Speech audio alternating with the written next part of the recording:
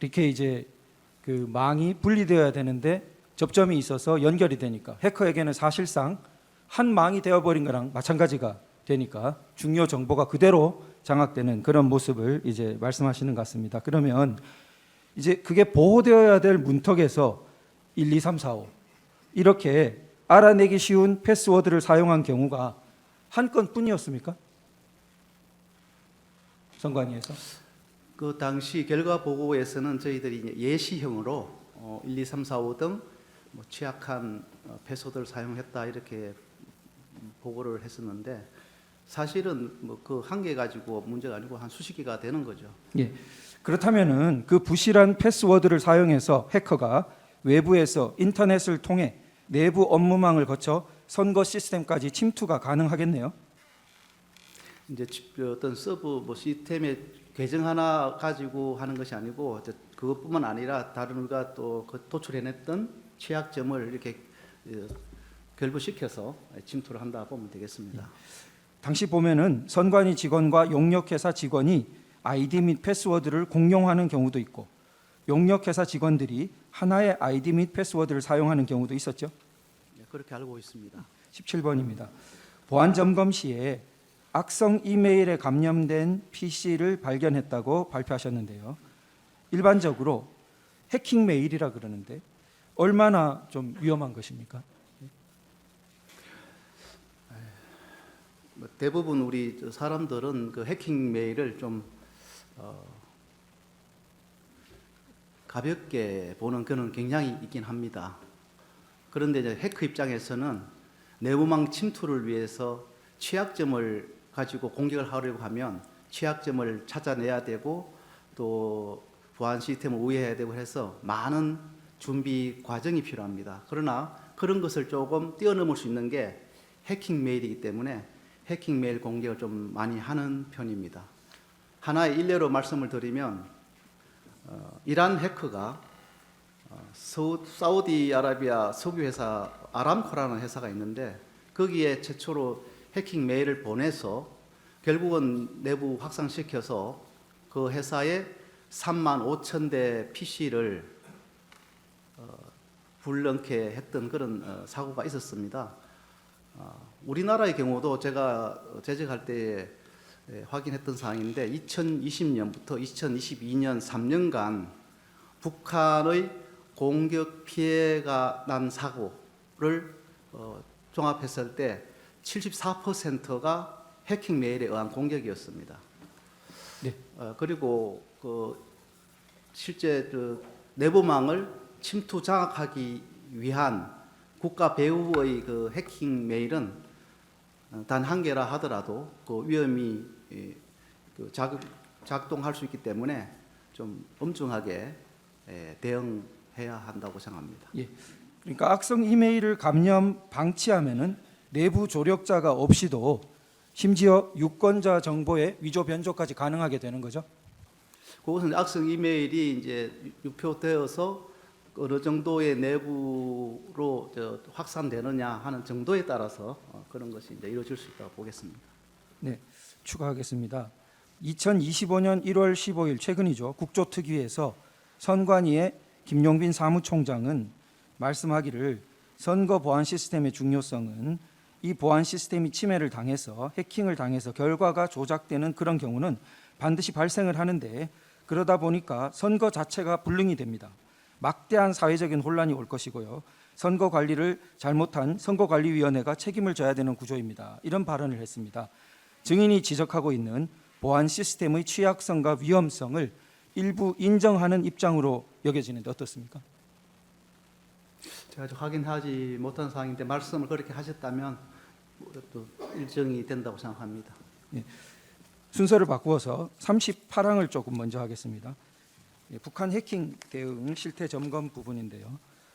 국정원은 선관위에 당시 2년간 통보한 해킹 사고 8건에 대한 피해 여부에 대해서 점검했지요? 그렇습니다. 그 당시 점검을 했는데 사실은 자료 보존 기간이 좀 오래되었거나 경과해서 못하는 부분도 있었고 또 선거할 때 임대를 했던 PC를 반납하게 되어서 저희들이 만족할 만한 조사는 하지 못했던 것으로 제가 알고 있습니다. 예. 피해 내역을 점검해 보니 북한 해킹 조직으로 인해서 선관위 직원의 상용 메일이 해킹되어 인터넷 PC가 악성 코드에 감염되었고 대외비 등 자료가 유출되었죠. 그렇습니다. 추가하겠습니다. 2021년 3월 국정원이 선관위 직원 이메일 해킹 사례를 통보했었죠. 저희들이 다 통보를 했다고 알고 있습니다. 그런데 선관위가 초동 조치를 하지 않아서 2차 해킹이 일어났던 일이 있었죠. 네, 그 악성 코드가 감염되었고 대비가 유출된 그 부분은 1차 해킹에 이어서 한 달 정도 간격으로 다시 유포되어서 감염되었고 저장 자료가 나갔던 걸로 저는 알고 있습니다. 예, 18항으로 다시 보겠습니다. 당시 점검 당시에 시스템 내부에 침투한 해커는 통합 선거인 명부를 탈취하거나 내용 변경이 가능했죠. 네, 그렇다고 알고 있습니다. 예, 통합 선거인 명부 시스템은 유권자 등록 현황과 사전 투표 여부를 저장하는 영역인데 인터넷을 통해서 선관위 내부망으로 침투할 수 있는 허점이 존재했던 거죠. 그렇게 알고 있습니다. 예, 이를 통해서 통합 선거인 명부에 사전 투표한 인원을 투표하지 않은 것으로 표시하거나 사전 투표하지 않은 인원을 투표한 것으로 표시 가능했죠. 네, 그것도 테스트한 것으로 알고 있습니다. 다시 말해서 유령 유권자 등록이 가능했던 것으로 보안 점검 결과 발표 당시에 국정원이 실제로 보여준 화면처럼 동수홍 이런 가상의 유권자가 2008년 8월 31일 가사 신정 4동에 사전 투표한 것으로 표시할 수 있는 것이죠. 네, 그렇게 시행했던 것으로 알고 있습니다. 조금 추가하겠습니다. 또 다른 방식으로는 명부에 홍길동이라는 가짜 인물을 추가한 후에 이름과 주민번호만 딴 가짜 신분증을 만들어서 그렇게 사전 투표장의 본인 확인기에 가도 그때 다 실험했던 내용입니다. 이를 인식하지 못하는 것을 확인했죠.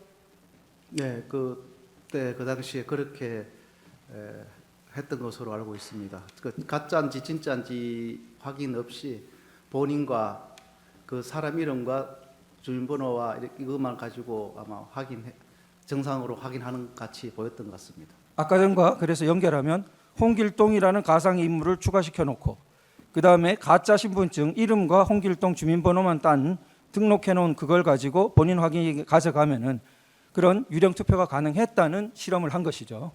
네. 22번은 대체해서 조금 물어보겠습니다. 점검 후에 지금까지 선관위는 어떤 입장을 자꾸 말하냐면 당시 국정원이 요청한 시스템 구성도, 테스트 계정 등을 사전에 제공했으며 침입 탐지 차단 등 자체 보안 시스템을 일부 적용하지 않았는데 국정원이 이런 내용을 기반으로 점검한 뒤에 방화벽이 무용지물이다, 데이터 조작이 가능하다 이렇게 주장하는 것은 수용하기 어렵다 이러고 있습니다. 어떤가요?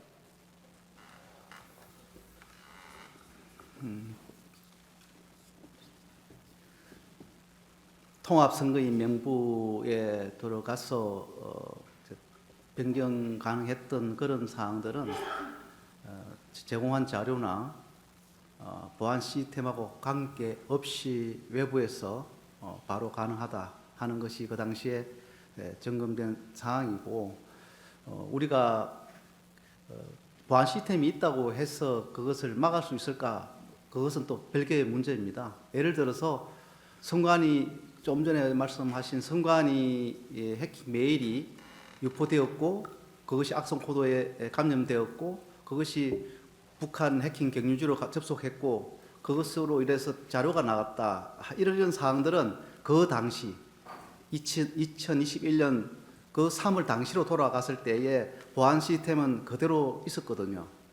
그래서 보안 시스템이 있어서 그것이 안 되는 거고 또 뭐 작동 안 해서 되는 거 이런 것이 아니라 외부에서 들어올 때는 그런 것을 다 탐지하지 않게 해서 들어와서 중요 시스템까지 들어간다 이렇게 보시면 될 것 같습니다. 예, 심지어 보안 시스템이 있었어도 그 악성 해커는 침투했었다. 예, 그런 말씀입니다. 자, 그러면 조금 추가하겠는데요. 선관위가 말하기를 그 웹쉘 같은 점검 도구를 자체 모니터링으로 탐지했지만 제거하지 않았는데, 그러니까 국정원 해킹이 가능했을 뿐이라고 이래 주장하는데요. 사실 이것은 점검용 도구일 뿐이고 실제 악성 코드는 훨씬 더 정교하죠. 예, 그렇습니다. 저희들이 점검을 함에 있어서 이렇게 전체적으로 이제 스캐닝 해보는 것인데, 그것이 이제 선관위에서 탐지됐다고 이미 좀 말씀하시지 않습니까? 벌써 일반적으로 탐지가 되는 그런 점검 도구입니다. 그 점검 도구를 가지고 스캐닝하는데, 해커들은 자기들이 공격 도구를 만들었을 때는 제가 볼 때는 뭐 세계적으로 탑 10, 한 랭킹 10위 가는까지는 아마 백신 프로그램 돌려보고 걸리지 않으면 그것을 공격에 활용하는 것으로 알고 있습니다. 그렇기 때문에 해커들의 그 어떤 공격 도구는 훨씬 정교하고 난이도가 높다, 이렇게 볼 수 있고요. 우리가 점검하는 것은 공격 도구라고 이야기하는 것 자체가 좀 악의적이지 않나, 그냥 점검 도구라 불러주시면 좋겠습니다. 네, 중요한 것은 선관위가 탐지했느냐 여부가 아니라 선관위 시스템에 악성 코드가 설치 가능한 보안 취약점이 존재한다는 걸 선관위가 스스로는 인지하지 못했다는 사실이죠. 네, 그렇습니다. 예, 또 기본적으로 점검팀은 선관위 홈페이지로 침투한 것이니까 선관위가 협조해서 서버로 침투한 것이 아니죠. 그렇습니다. 근데 저게 좀 더 부연 드리면, 제공한 자료들이 점검을 하는데 시간을 단축해주는 그런 사항은 있습니다. 협조 사항으로서는 있는데, 그것 때문에 취약점이 있게 만들어 준 건 아니니까 그 관계 없이 네. 침투 가능한 것이죠. 그 편의성이 있는 도구를 선관위가 이렇게 제거하기도 했던 거죠. 그때 그 점검 초기에는 그런 경우가 있었습니다. 네. 심지어 점검을 하니까 대장에 없는 자산, 예를 들어 대장에 없는 서버, 대장에 없는 네트워크 장비, 대장에 없는 정보 보호 시스템 등이 다수 존재한다는 그런 사실도 확인되었죠. 제가 그것은 기억이 잘 안 됩니다. 예. 저희가 사실조회 회신이 온 기록 속에 포함되어 있는 내용입니다. 222면에 있는 내용인데요. 자, 23번입니다. 해커는 통합 선거인 명부 시스템에서 청인과 사인, 그 위에 있는 도장, 그리고 밑에 투표관리관 이렇게 되는 그런 파일을 탈취하는 것이 가능했죠. 네, 그렇습니다. 그 통합 선거인 명부에 있는 그런 청인 사인이 여러 가지 여러 종류의 이미지들이 있었기 때문에 그것을 가져올 수 있었다고 알고 있습니다. 자, 그래서 용역업체 직원이 관리하는 사전투표 용지 인쇄 테스트 프로그램을 활용해서 용역업체의 조력하에 실제 사전투표 용지와 QR이 동일한 투표지를 무단으로 다량 인쇄하는 것이 가능했죠. 네, 그것은 저희들이 이제 점검을 할 때 항상 취약점과 그 취약점으로 해서 어떤 일이 벌어지고 있느냐 하는 것을 이제 보여주는 것인데, 저희들의 가장 중요한 것은 청인, 사인 이런 것이 일반적으로 설치할 수 있는 사항이다. 굉장히 취약하다. 테스트 프로그램도 입수할 수 있다. 그래서 그 외에도 이렇게 이제 조력자가 좀 있으면, 그 당시 장비를 구입할 수 없으니까 프린터기나 이런 게 있으면 바로 동일한 투표용지도 출력할 수 있다. 이런 것을 보여준 것이죠. 예, 조금 추가하겠습니다. 선관위는 사전투표용지 인쇄에 테스트 프로그램이 존재한다는 것을 처음에는 숨겼죠. 네, 좀 제공을 꺼렸었습니다. 예, 그래서 국정원이 협력업체 직원으로부터 위 테스트 프로그램을 넘겨받았죠. 제가 그것은 자세한 과정을 모르겠습니다만 네네. 협력체로부터 도움이 있었다는 건 알고 있습니다. 네.